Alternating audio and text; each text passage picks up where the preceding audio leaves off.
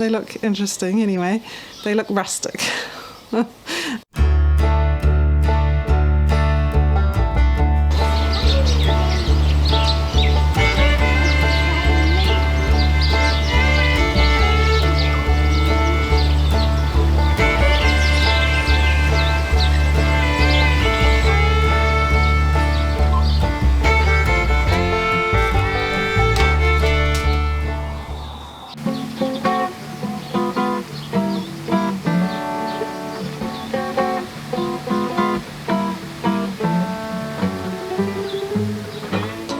Hey guys, welcome to Wild Hope Homestead. The weather has been pretty volatile the last few days here. So one minute it's sunny or sunny and cloudy, and the next minute there's a downpour. So it's hard trying to get things done. I've been trying to chip away at getting the rest of my brassica seedlings planted into the raised bed garden.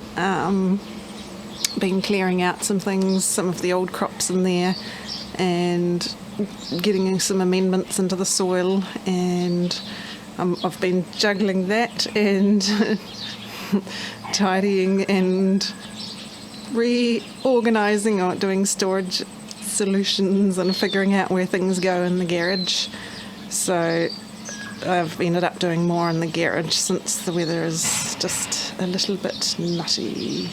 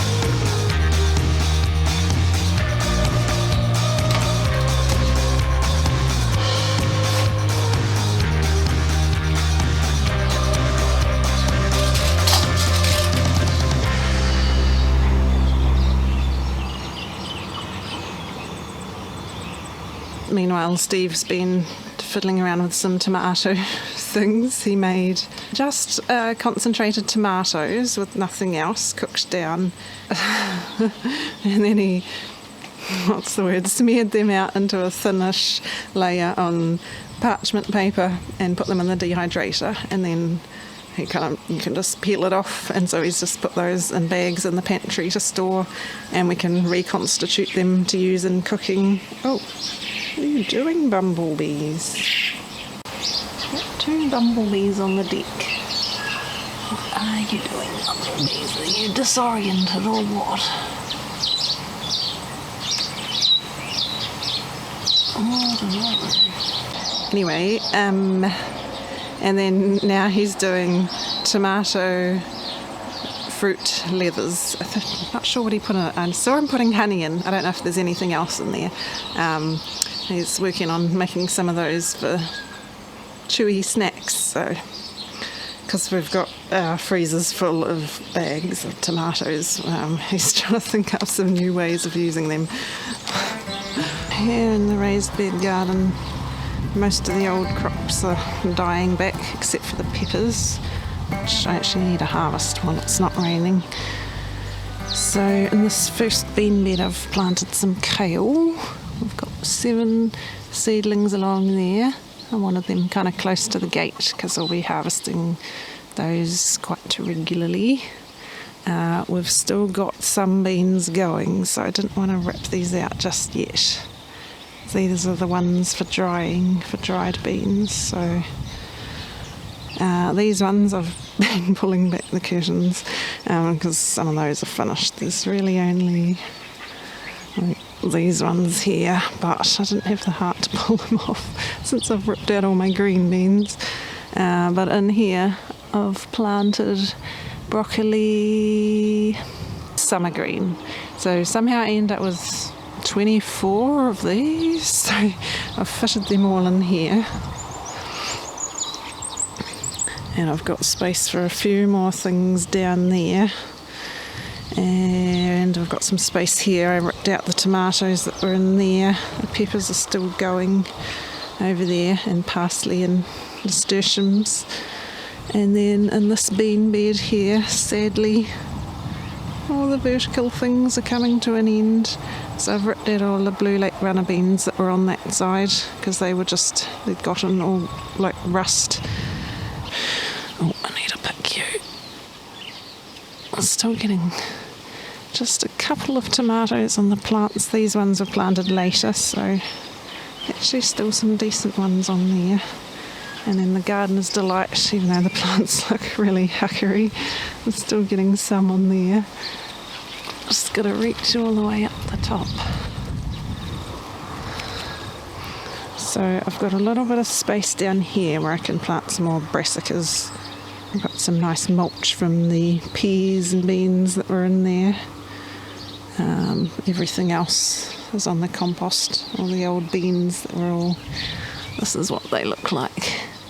The leaves just go all brown and spotty, and then the beans just start going all spotty too like that, so that's not great for eating.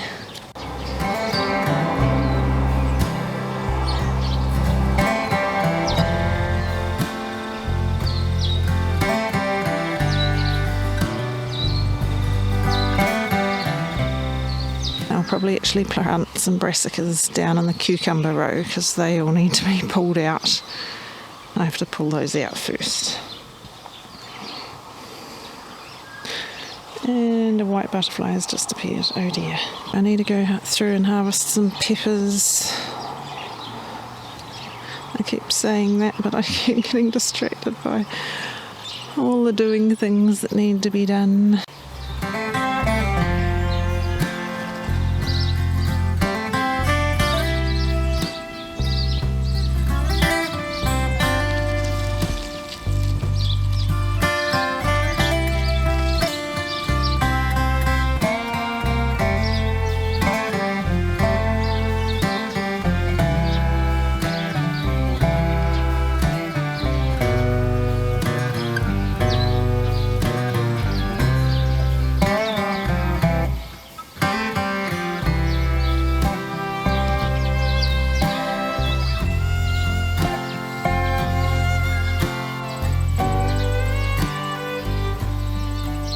In the garage I've gotten all the shelves put up that are holding all our screws and nails, and they're all up there now, which is a wonderful feeling. Some of them are on the shelf before I moved the shelf in this big cupboard over here, and some were on the windowsill, and then when I had to start clearing up there were bits and pieces of them all around. So now I know where everything is, and I've got them ordered by type and size, and yeah, so as long as everyone puts things back where they're supposed to be, it should be good. It's not exactly what I would do if I could, but it's just using what we've got, shelves that we already had here.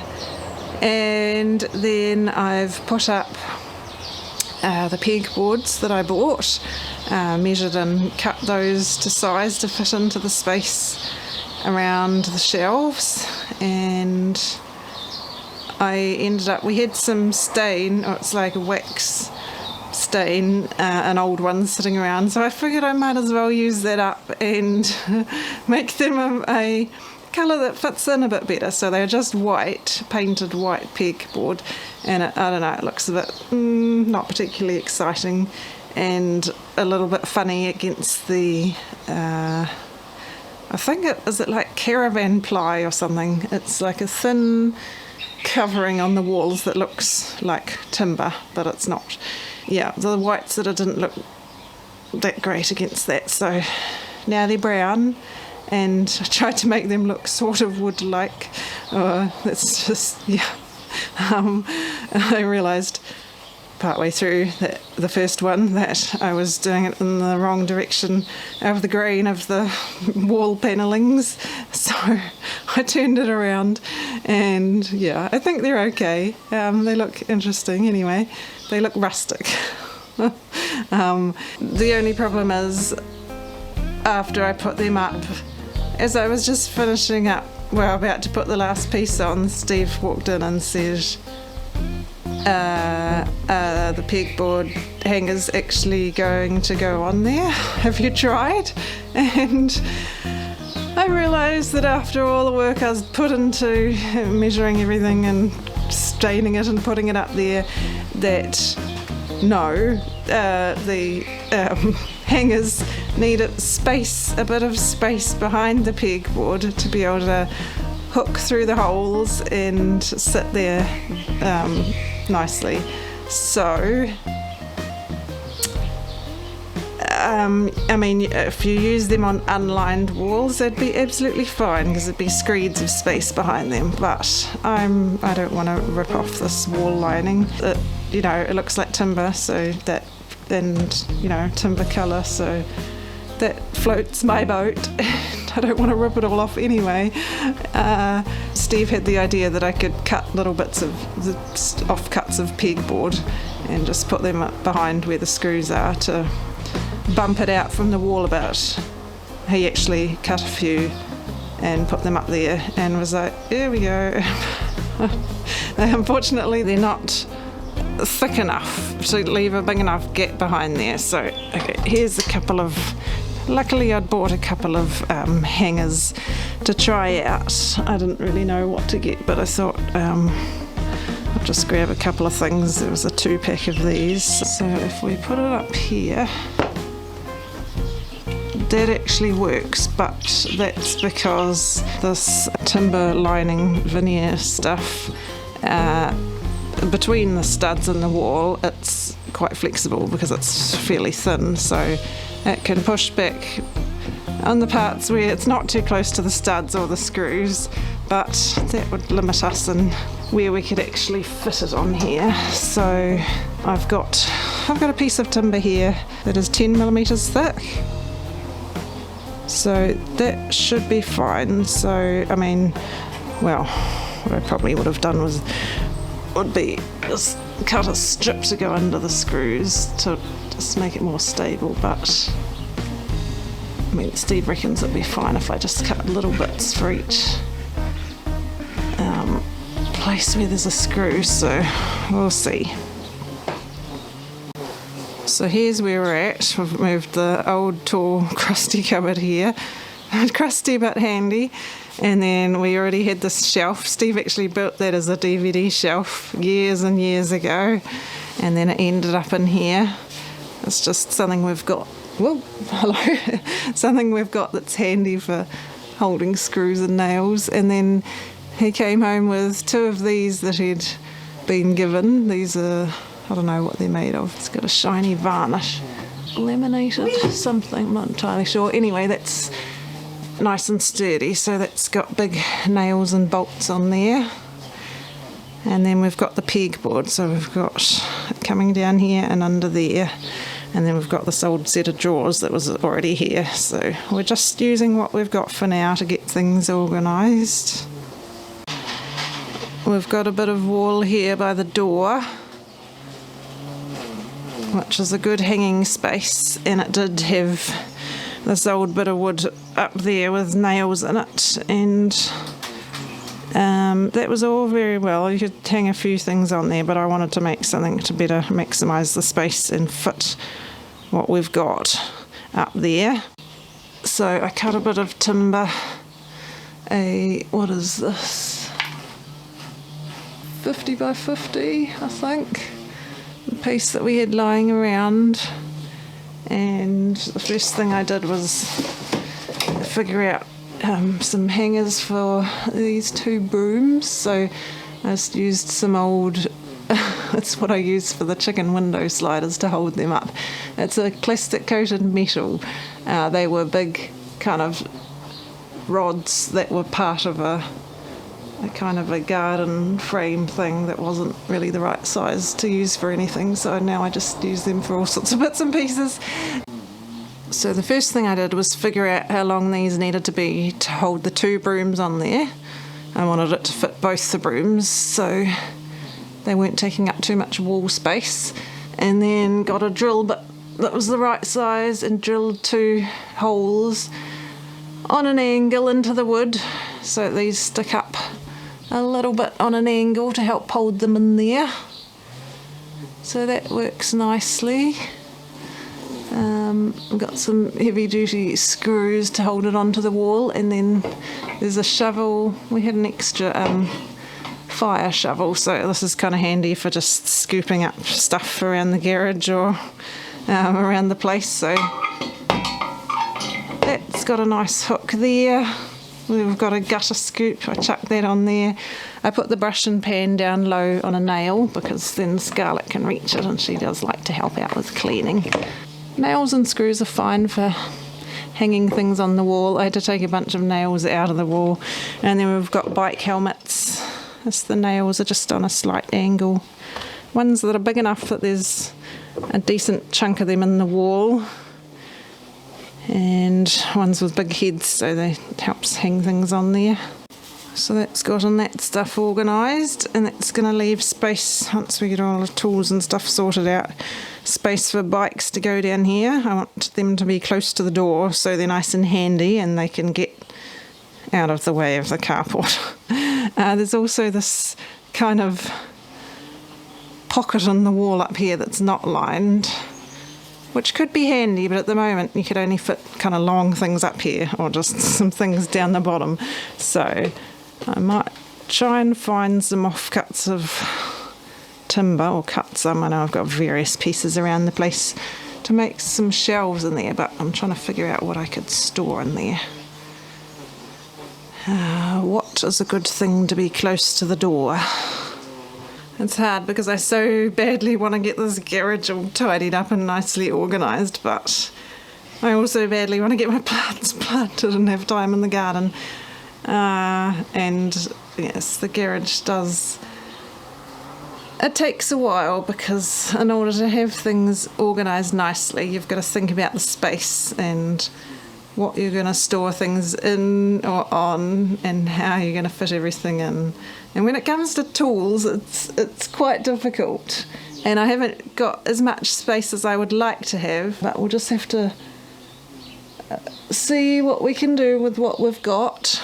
We do have a small homestead, it's only a quarter of an acre, but as you find out, the more you get into homesteading, the more storage space you need for all the homesteading things. So even though we've got a whole garage with no car in it,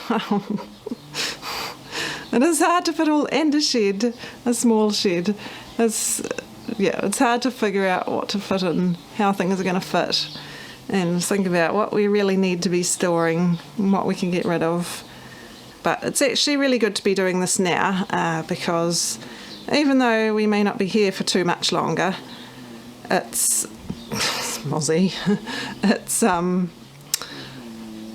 making me think about how to store things and what works and things to think about, like with the pegboard, you know.